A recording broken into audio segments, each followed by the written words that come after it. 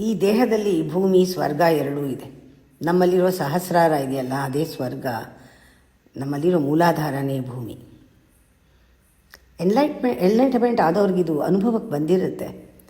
ನೋಡಿ, ಬುದ್ಧ ಈಗಲೂ ಎಲ್ಲರ ಮನಸ್ಸಿನಲ್ಲೂ ಇದ್ದಾನೆ, ಎಲ್ಲರ ಮನಸ್ಸಿನಲ್ಲೂ ಗೆದ್ದಿದ್ದಾನೆ. ಬುದ್ಧ, ಆ ಬೌದ್ಧ ಧರ್ಮ ಅವನಷ್ಟು ಬೆಳೆದಿಲ್ಲ, ಬುದ್ಧನಷ್ಟು ಬೆಳೆದಿಲ್ಲ.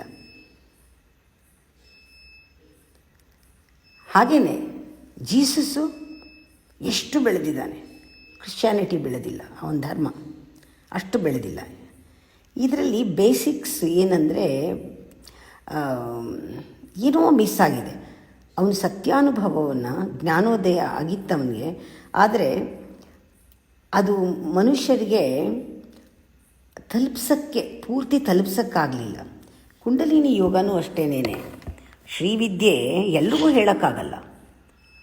ಕೆಲವು ಹೇಳದೇ ಇರೋದೇ ವಾಸಿ. ಅದು ಅನರ್ಥ ಆಗಿಬಿಡುತ್ತೆ. ಕೆಲವ್ರಿಗೆ ಹೇಳಿದ್ರೆ ಅದು ನಿಜ ಅನಿಸೋದೇ ಇಲ್ಲ, ಸುಳ್ಳಾಗ್ಬಿಡುತ್ತೆ. ಅದನ್ನು ಸಾಬೀತು ಮಾಡೋಕ್ಕೂ ಆಗಲ್ಲ. ಅದಕ್ಕೆ ಹೇಳ್ತಾರೆ, ಸತ್ಯ ಅನ್ನೋದು ಭಾಳ ಕಹಿ, ಬಿಟ್ಟರದು.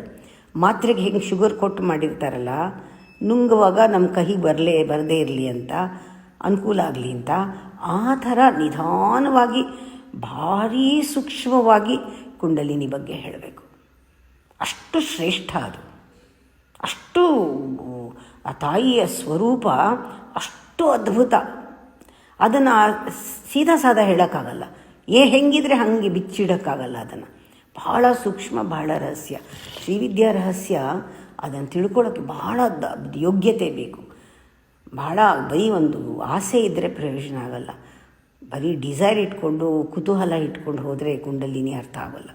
ಅದಕ್ಕೆ ಬೇಕಾದಷ್ಟು ಬೇಸಿಕ್ಸ್ ನಮ್ಮೊಳಗೇ ಒಂದು ಫೌಂಡೇಶನ್ ನಾವೇ ಹಾಕ್ಕೋಬೇಕು, ತಯಾರು ಮಾಡ್ಕೋಬೇಕು.